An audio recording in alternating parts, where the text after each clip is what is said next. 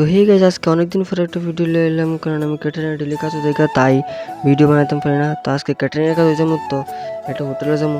তো প্রথমে হোটেলটার ভিতরে ঢুকে গিয়ে দিয়ে মহাদেবের দর্শন নিলাম। তো এখানে কয়েক জায়গা ফটো তুললো, আমিও কয়েকটা ফটো তুললাম। তুলে গেলাম উপরে যে জায়গাটা খাওয়ানোর জায়গা। তো এই জায়গাটার মধ্যে আসে দিয়ে অনেক টেবিল বের হয়েছে, তো অনেকজন স্টাফের কাজ। তো আমরা আসি, আমি কতটা এন্ট্রি মারলাম ভিডিওর মধ্যে। আর এই জায়গাটা বইব বুয়ায় বা জামাই বই জায়গাটার মধ্যে। তো ইটার দিকে আমরা গেছি শশা নিজেরা কাজ করতে। তো শশা কাজটা সেটা সেটা একটু চারটা খাইলাম আমরা। এরপরে রেডি হইলাম ট্রেটু সাজাইয়া, তারপরে বলতে ভালো করে রেডি হইলাম আমরা সবাই এই কয়েকজনই কাজ করুম।